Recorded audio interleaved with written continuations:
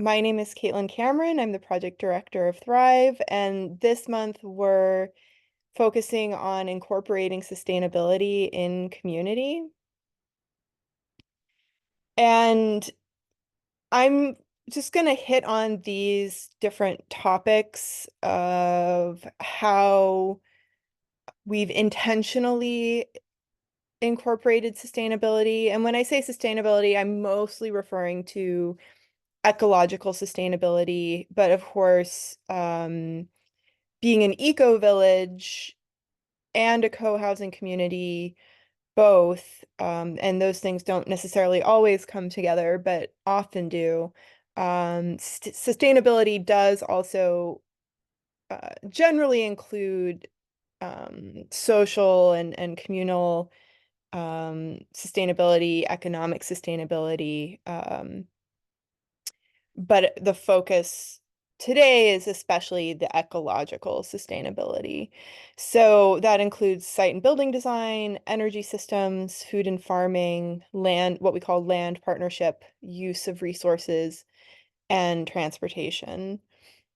So for those who have not visited us yet or haven't been to the area, this is an aerial view of our property. And I should mention, so we're in Ithaca, we're in upstate New York, the Finger Lakes area, traditional lands of the Gayacono people. Um, this land had been farmland in the 19th and 20th century. Um, when Ecovillage at Ithaca was founded, they were able to acquire this land and had to work with the town to determine um, zoning, create special zoning for the land. We had to put in quite a bit of infrastructure. So you can see here, there's this main road that we've built accessing the property. We have actually 4 farms. This map is a little bit older, so it only shows 3 of them, but we do have 4 farms, and I'll get into that. And we have these 3 neighborhoods, Frog, Song, and Tree. So that's just a little bit of context. But I think something that's important to point out is that we voluntarily restrict or limit the amount of built area that we can have. So in this case, we're only ever allowed to build 10% of the land and must keep 90% open or unbuilt. So if you notice, there's a lot of green in this image. There's some woodland, there's some meadow, there are the farms, there's recreation area, there are ponds. So right off the bat, that was a decision that was made to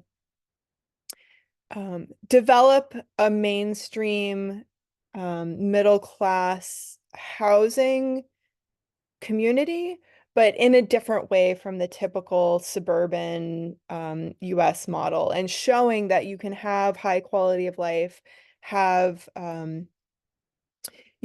have this nice housing development that was responsible towards natural resources, and that you could have both those things. So, some of the other ways that we accomplish that is through dense development. So you might notice through some of these images that each of the 3 neighborhoods, and they were built sequentially over time.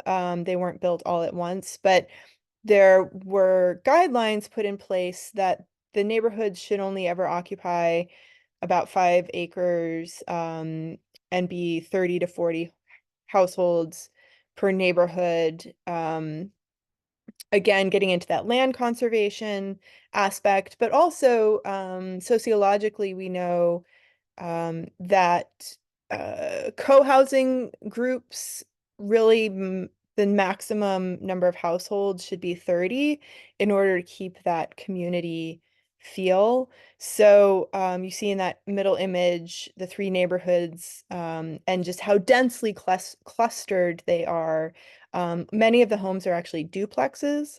So not only is that helping us to conserve the land and create more interactive and communal neighborhoods, it's also uh, it's a tactic or a way of just using fewer resources, having the buildings have a lighter footprint, and that kind of thing. The other notable thing about the way we've designed our neighborhoods is that there are these pedestrian streets in the center, and really having cars not be the focus of the neighborhoods. So much of our built environment is very car centric, and so there was a conscious decision to not give cars such deferential treatment. So the neighborhoods are pedestrian centric, and the cars are sort of in the periphery of the neighborhoods. Um, and then another way that our buildings or the sort of overall site design is meant to be sustainable is having homes that are smaller, um, and having shared amenities. So each neighborhood has a community house. This image on the left of the screen is the Frog Community House, and that's it's kind of a staple component to a lot of co-housing developments where your own personal home might be a little smaller or fewer amenities, private amenities, but you have access to all these shared amenities. And that is another way of conserving energy, reducing the amount of goods and appliances and things that people need to buy. Um, and yeah, I actually have a few more points about that later on. Um, all of our homes or buildings must use passive solar design, meaning in the northern hemisphere, the primary orientation is to the south, and you put a lot of windows in the south. So these are some images of the homes, the south sides of the homes, and the idea is that you're capturing as much of that natural daylight and heat from the sun, to heat up the homes, to light the homes. And then in the wintertime, some of the homes have these shading devices like trellises that help keep the homes a little bit cooler. So you're already using fewer fossil fuels and energy resources by just the way that you orient and take advantage of natural systems for the house design. I mentioned the homes tend to have smaller footprints, although that does vary. We do have a variety of different housing types here. But the idea is that you have a little bit smaller home. It's less space to heat and cool and take care of, a little bit more conservative from a utility use perspective. All of our homes are also highly insulated, and again, the technology and materials are going to vary from neighborhood to neighborhood. These images are each of our three different neighborhoods, so you'll notice there is some difference in terms of the character of the houses, the materials. And so, that's a factor of when they were built and that, the technology is constantly evolving. So, what does remain constant is that the homes are highly insulated. They have thick walls, tight envelopes, building envelopes to really just be as energy, um, sensitive or responsive as possible. Speaking of energy, so another sort of component of eco-villages tends to be thinking about energy systems. We are on the grid. We were required to tie to the town grid because of the size of our community. So we are not in a position to be off grid like some communities are, but we do our best with alternative methods. You see here a community solar grid for the first neighborhood, Frog. This was put in later. It wasn't built when the neighborhood was initially built. It was a later initiative.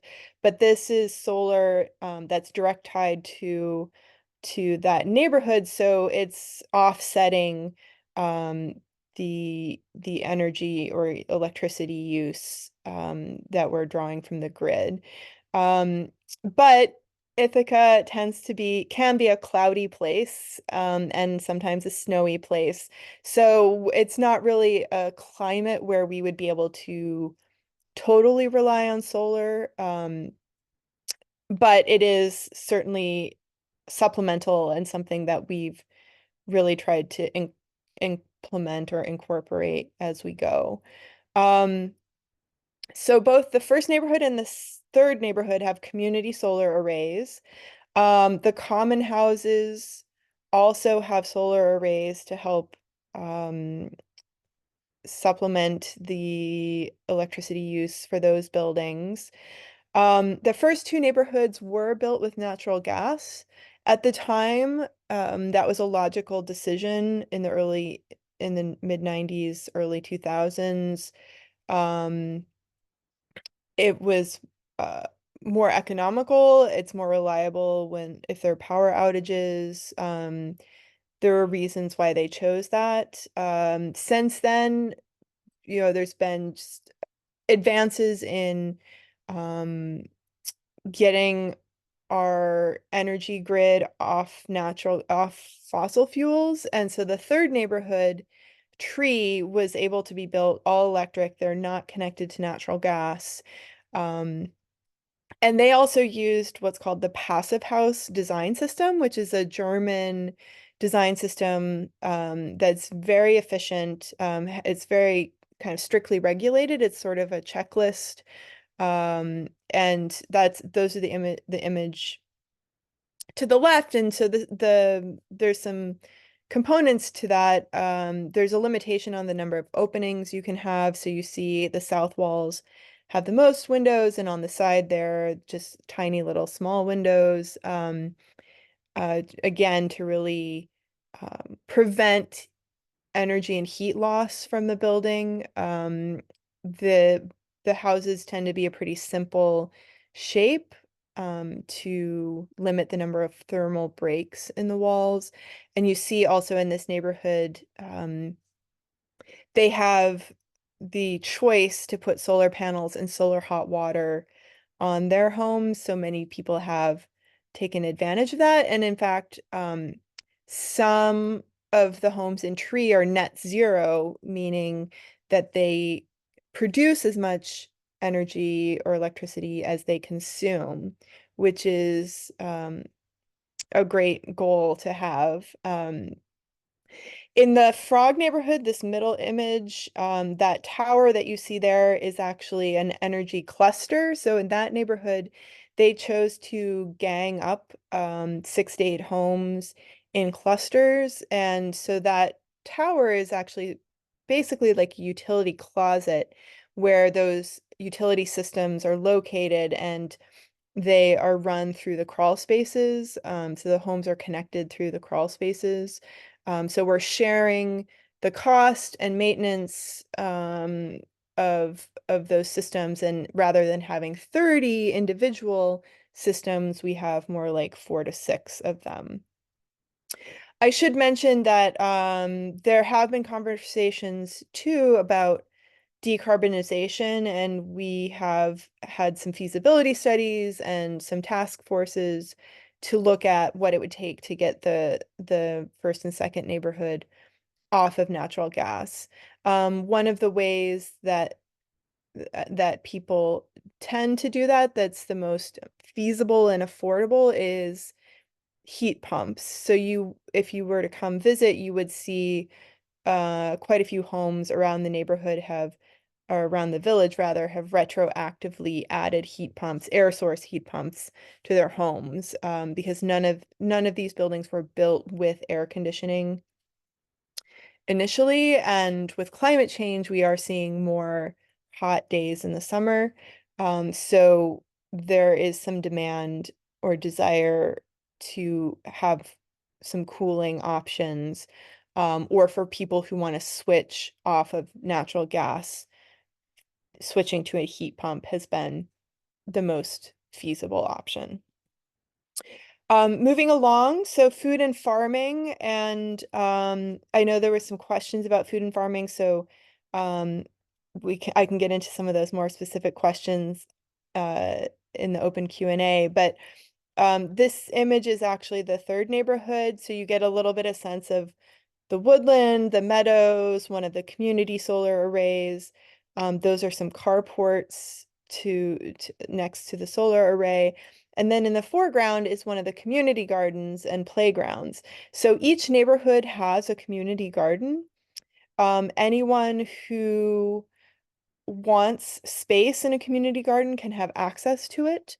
So there's opportunity and access for any resident to have that fenced in, protected space that's also serviced with water, and there's sort of collective funds to purchase compost, wood chips, materials.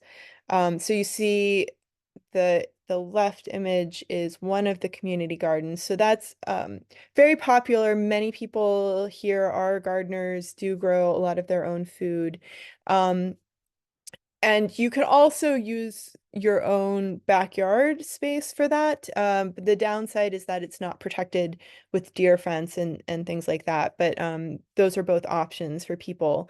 We have quite a bit of farmland on our property.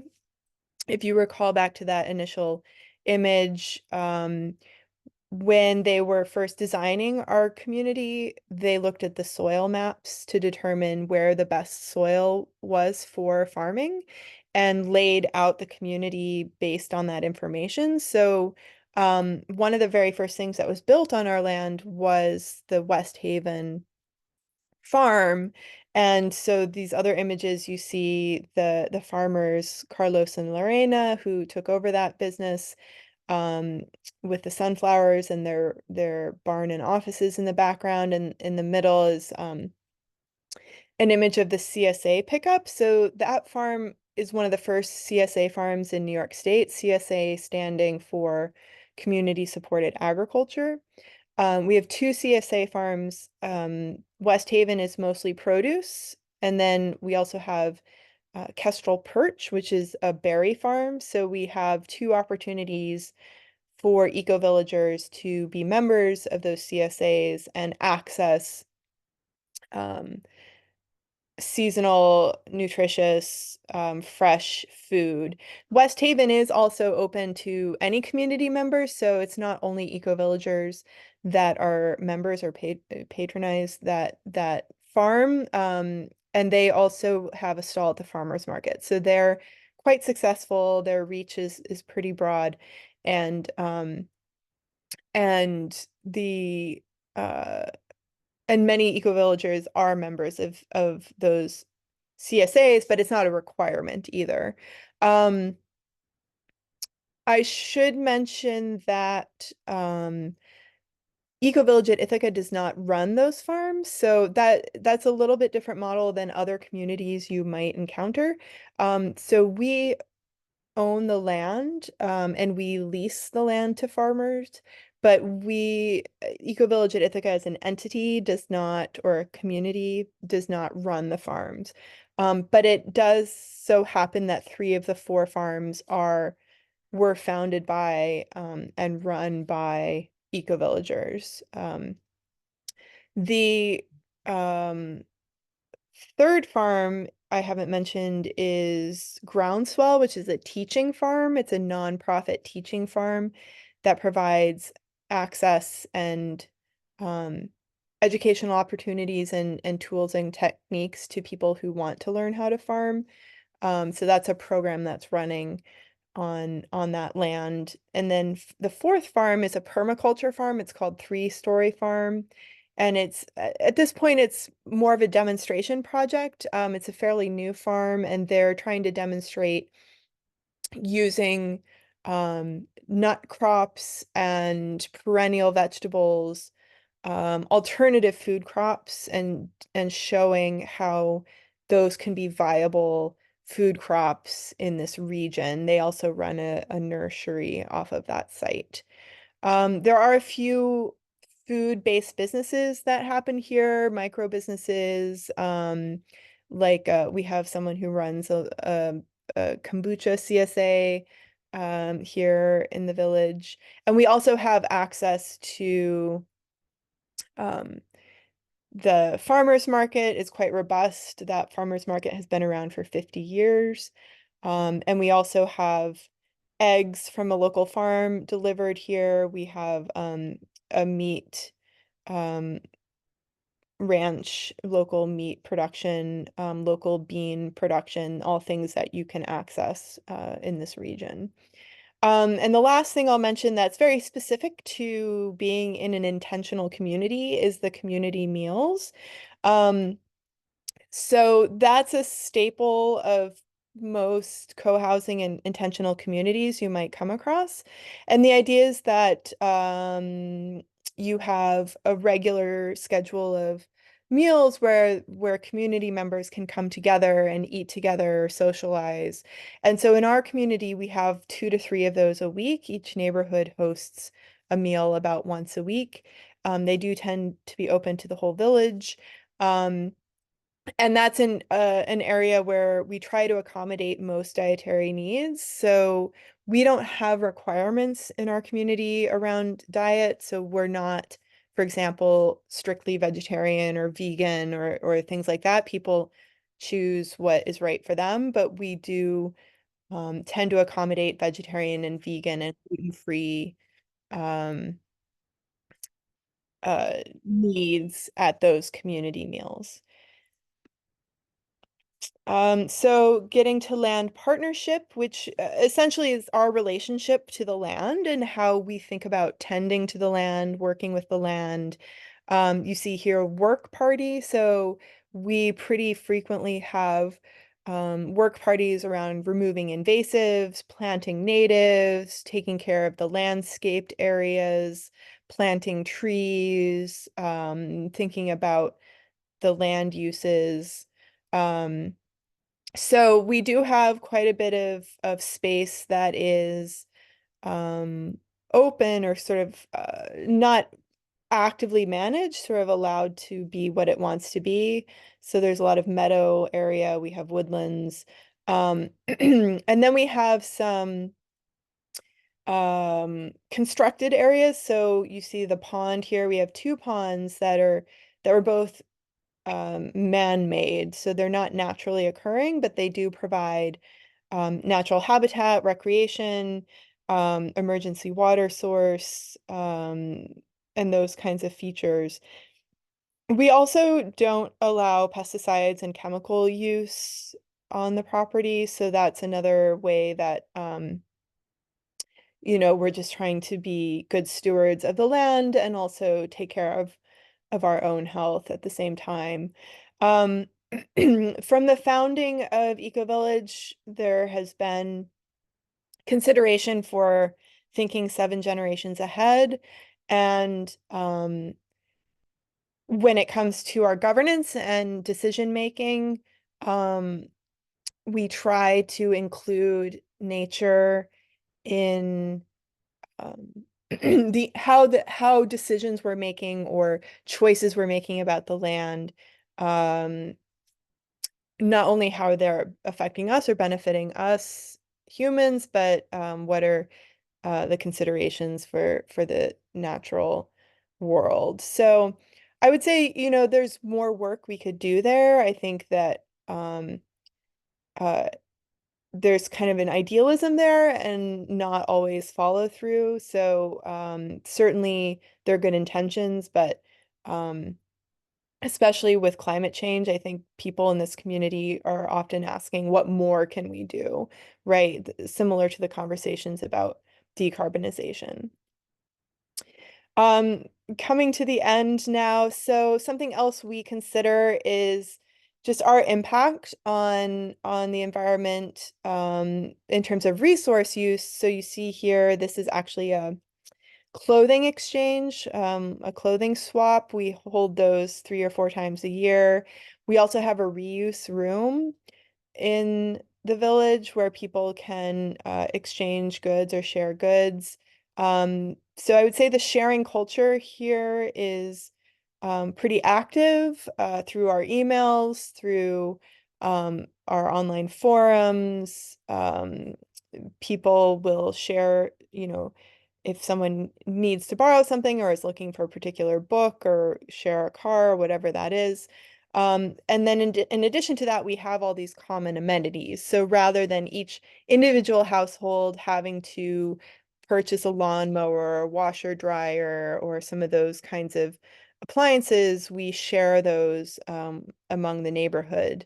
Um, so I think having the information and communication infrastructure is key to that, having a way for people to communicate what they're in search of or what they can offer. Having the physical infrastructure is important, right? Having a room that you can use as a reuse room, having the common houses. You see here we have a skill sharing around textiles. So people get together and help each other repair clothing items or uh, upcycle old clothing items. This event happens to be in the sitting room in Song where there's also a library. So we do have some libraries, book libraries, DVD library, where people can use those kinds of amenities, share those kinds of amenities. We also have a wood shop that people can join and use tools and space for their projects. Um, and then recycling and composting is another one where it's just really key to provide opportunities for people to make those choices. And you see here one of the compost centers and one of the community meals.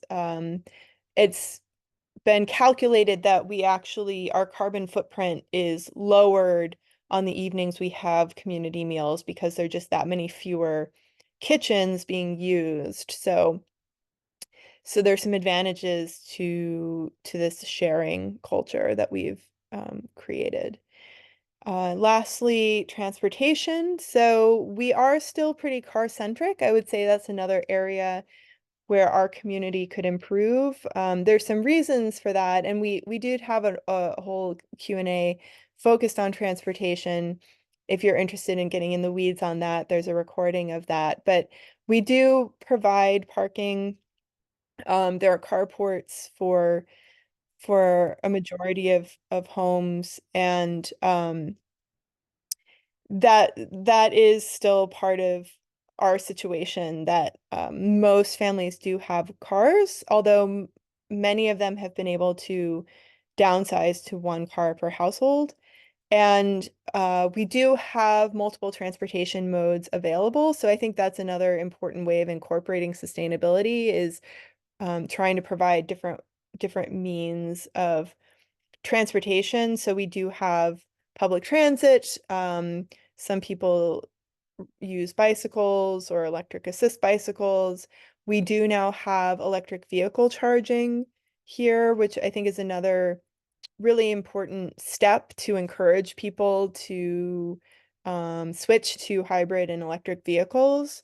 Um, Town of Ithaca also has car and bike share options, but we also have informal systems around that too. So um, that's another way of being more sustainable is sharing rides, sharing trips, having fewer cars if you know you can borrow a car, get rides from folks.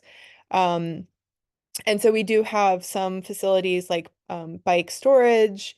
Um, we have a bus shelter and those kinds of things just to encourage those alternative transportation methods or modes. So I'll conclude there and just wanted to mention that the next um, lunch break will be March 6th, and we'll be focusing on creating social connection. What are the ways that you can foster social connection? And these are our socials and our newsletter, our website, if you want to get more involved, or engaged, or stay in touch with us. My email is also there. And I want to stop me talking and hear from all of you. So,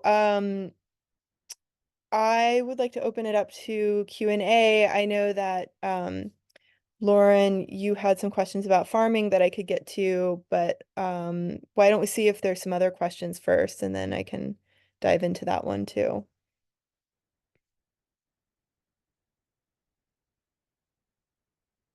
Anything coming up for folks?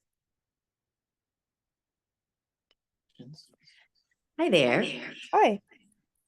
Okay, let's see. You mute yours. So we're sitting in the same room and we're both, my husband and I are on the same Zoom. Got it. That's good. Okay, perfect. Okay, so I guess our questions would be, I see that you guys have the 3 villages, which is awesome. Is there any intentions of in the future building a 4th village?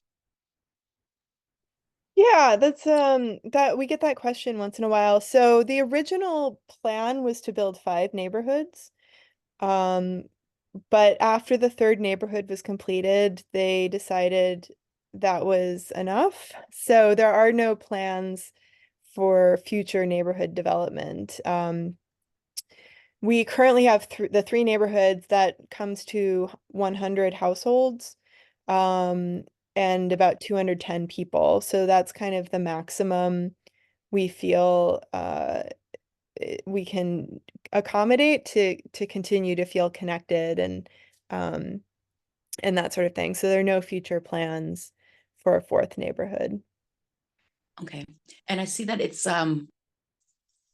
well, in terms of what's available, because I was looking at what's available, and there was not much there. So I guess my concern is, how often do units open up? And obviously they must go really fast. How does that Yeah, work? yeah, I can address that. So it's hard to predict. Each year is a little bit different in terms of turnover. Um, there's a mix of housing types. So each neighborhood has a little bit different size of houses. Uh, kind of what um the 1st and 3rd neighborhoods are more standardized designs, whereas the 2nd neighborhood are very custom homes. So there's a lot of variety to the size and bedroom count and those kinds of things. But um, yeah, it varies quite a bit. So I would say last year we probably had about 10 houses turnover. Mhm. Um, and I do know there are a couple of homes that are going to be available for rent or sale this year. But it's hard to predict because I would say it's pretty comparable to any other, housing market around that in terms of the turnover, it's pretty comparable to, kind of the regular market. We do sometimes have rental opportunities. But none of the homes were built to be rentals, so we don't have Yeah. an apartment building or that kind of scenario. So I guess the best advice I can give to people is to watch the listings. Most people only list their homes on the Ecovillage website. It's very rare that people will get a realtor or use Zillow or those kinds of systems. So um, keep an eye on the Ecovillage rentals and sales page. And for people who are pretty serious about wanting to live here, I encourage them to go through the membership process because you can't close on a house until you have completed our membership process. Yeah. So, yeah, so I don't have a straightforward answer. It is a popular place. Like we do get a lot of interest. Um, and yes, homes can go pretty quickly, but it really depends on if the house is the right fit for people, if it's in their budget, all those kinds of questions. Yeah, it kind of narrows it down really to a slim kind of who can get in at a certain point in time, when it becomes available. And as you said, the housing size, because for us, we're definitely looking for a house with yard that's able to fit our family of 7. So, okay. And then another thing I wanted to speak about was the diversity there. That's would be another thing because I did in my research, I know that the founder was talking about kind of bringing more diversity to Ithaca. Um, since then, what is the plan around that as well? Yeah, so I guess there are different forms of diversity or ways of talking about diversity. Hmm. Um, to be perfectly honest, it's still a very white middle class village, and that's true for a lot of co-housing communities, for some reason. And there's a lot of conversation in the broader movement about why that is and what we can do about that. So uh, let me give you some numbers. So we're pretty intergenerational. So when you talk about age diversity, we have about 30% of our population is 65 plus. So again, these kinds of communities tend to attract a lot of like retirees and older folks. Yeah, And then we have a pretty sizable chunk that's that sort of 35 to 65 range and families. Um, so it's there are quite a few families here. I think we're something like 18% of our population is children. Um, and where we have fewer people in is that sort of like 20 to 35 age range, so like the younger adults. And that's really to do with affordability, I think, because we don't have like rentals, because these are like homes for purchase and those kinds of things, we don't tend to have too many of the young adults. Um, I guess another way that we've really focused on um, diversity has been like aging in place and accessibility. So the third neighborhood was designed to be friendly towards people of all abilities, for people to be able to age in place. We do have some people who've moved out of homes and into the condos and smaller units that are accessible by uh, elevator and those kinds of considerations. And in that neighborhood, many of the homes have a full bathroom and bedroom on the ground floor. So like yeah. that's another way that we've worked on that and approached that. Um, but so when it comes to, I would say like religious diversity and those kinds of things, it's all over the map. We have a lot of people of different faiths, of different backgrounds, different educational attainment. Um, and then when it comes to LGBTQ, we're pretty high up there. I think it's something like 12 or 15% of our community is LGBTQ plus. And I think we're at something like 11% BIPOC. So, so we don't really have like a plan around Mhm. ethnic, racial, other kinds of diversity. I think there's some people who are really focused on affordability. Yeah, And so that comes up a lot. We do have affordability funds in place, and ways that people are thinking about how to make the community accessible to people of all different price points. So I would say when it comes to like active work, it's been mostly around ability, accessibility, affordability, age, and those kinds of things. cool. Yeah, my husband and I wanted to come and we wanted to experience everything and live there because I did notice that there is not a lot of these kind of eco villages um, that have a wide diversity, racially at least. Do you know what I mean? And I think that we need more of that. So we wanted to kind of come and then learn and as much as we can and experience the village and see how you guys are running things. I love everything that I've been learning so far, and then kind of have the idea to potentially open one ourselves as well. Absolutely. That was one of Yeah. our major drives to come to Ithaca, and I just love the whole how it started and everything like that. That's just amazing for me. Okay, awesome. I hear what you're saying. Did you have any other questions that I might be missing? That's it. Everything is great. Thank you. Cool. Well, and yeah, we have time still, so if you think of others, there'll be opportunity. I did want to get to Lauren's question about farming. So the question that came up was, what opportunities are there for people who want to farm the land, or is that the gist of it, or do you want to re-articulate the question? Thanks. You spoke to the beauty of the community gardens being available to everyone and backyard gardening. I was just curious, we've kind of long talked about right now we're living on land and have a farm, but it'd be amazing to be in co-housing and be part of a farm or start a farm that is employment for one of us. And I just didn't know in your land use policy if the area that's currently in use for farming is that's it, or if there's other land that's designated and open for other projects to start, and what the opportunities could be there. Yeah, certainly. So our zoning does include agriculture, and we have kind of like segments of the land that can be used where different uses are allowed. But agriculture is allowed pretty much throughout the property.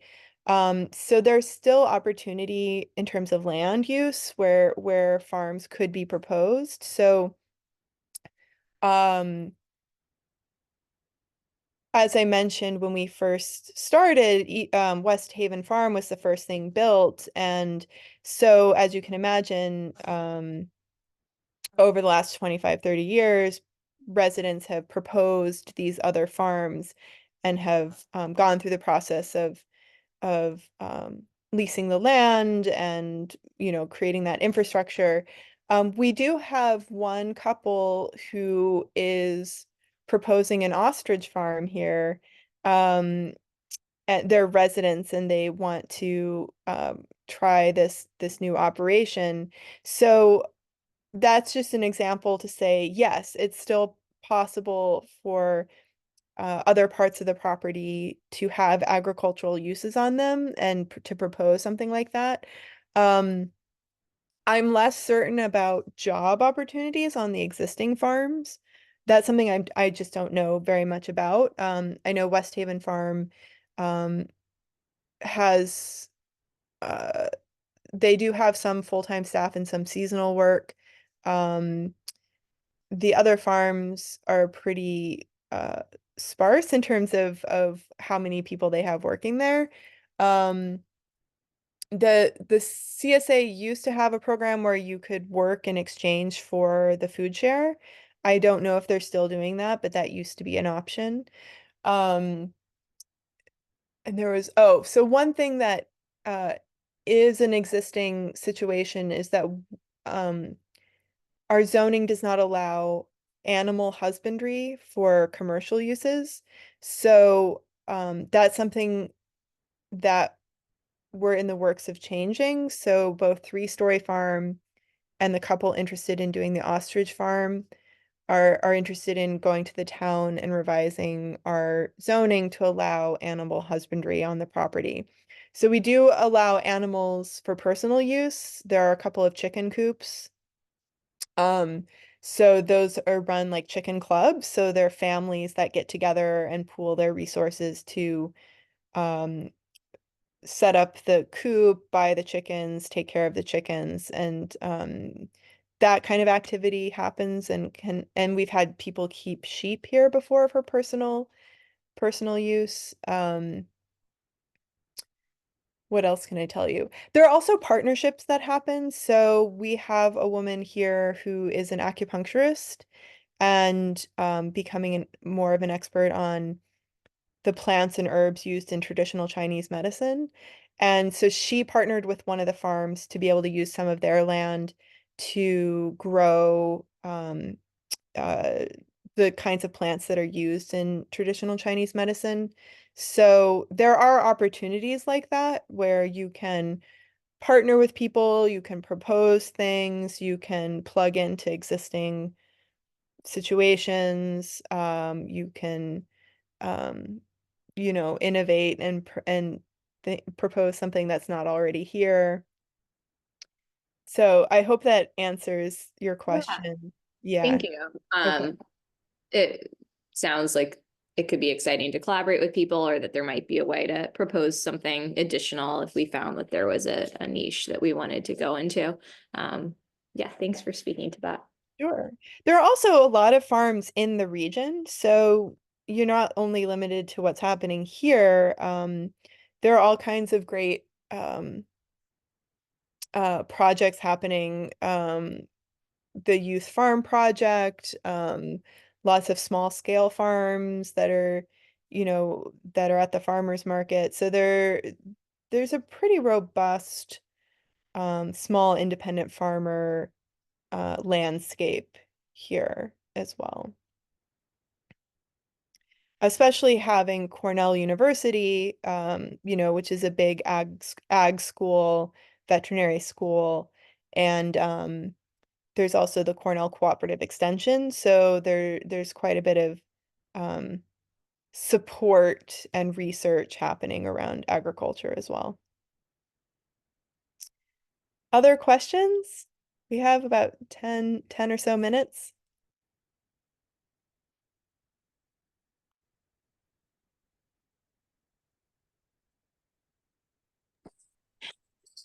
Hi there. Last question, if you don't mind. Sure. Yeah. I would be about the schools because we're coming in with children. Sure. Do you guys have any homeschooling or schooling on or in the village at all, or does all these schools kind of be outside? Yeah, that's a great question. So, we do not have a school on site. Um, we do have a couple of families that homeschool, but we don't have sort of like a aggregated or congregated school situation. So some people homeschool, some people have their kids go to public school. We do have school buses that come to our property for the public schools, and we also have a Montessori school in the area and a Waldorf school. So there are a lot of options. Um, and if I understand correctly, the I guess in New York State or in our county, it's now required um, that buses be provided for the private schools as well. So the way I understand it is some of the families who are using the private schools do have support around transportation. Transportation, yeah. Mhm. Yeah, I don't know the details of that, but so the short answer is that we have a wide range of options that families are taking advantage of, but we don't have a school on site. Okay, thank you. Sure. Something else to mention related to that is each of the common houses has playrooms, and there's sort of a history of teenagers and other folks providing childcare.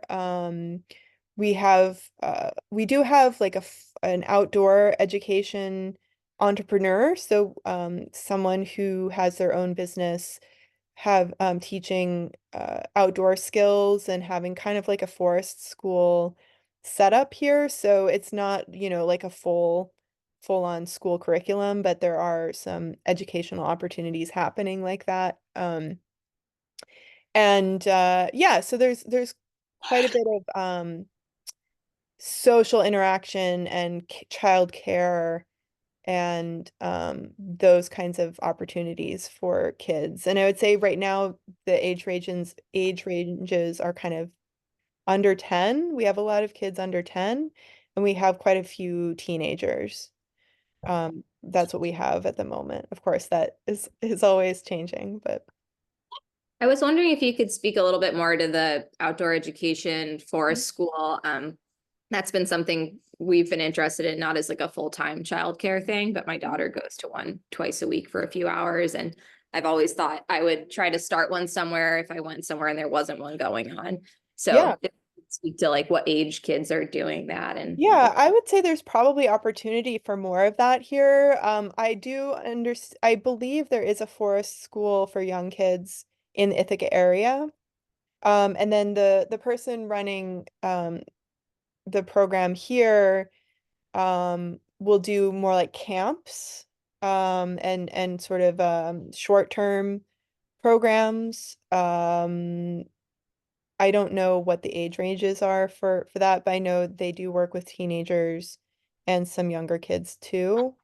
Um, and that tends to be um, on our property. They're learning about plants and animals, the seasons. They're building skills around weaving and shelter building and fire building and things like that. What else was I going to say about that? We do have through Cornell, there's an organization called Primitive Pursuits that is some similar activities for young folks and adults both. Our property is also adjacent to the YMCA outdoor education land, so we have quite an extensive trail network, and we are able to access their lands. And so they have an amphitheater, they have kind of a fitness trail, they have pavilion space, maybe some other things that I'm not aware of. Um, so I would say that Tompkins County and Ithaca tend to be pretty progressive, and there has long been interest in outdoor education, forest schools, um, those kinds of activities seem to have a lot of uptake or interest. I guess I would encourage those of you who are interested in possibly living here to make sure you check out our membership information. So we're in the process of kind of rearranging things and maybe updating them a little bit. It's not the most user-friendly website, I would say, but I will direct you to the Living Here page on the Ecovillage website, and that's where our information about the membership checklist and our kind of our process around membership lives on that Living Here page. So that also has an email address for the prospective resident team, and those are volunteers who help people go through the membership process. So that's something to be aware of, you know, as you progress learning about us. What else can I tell you? So we have quite a few videos on YouTube.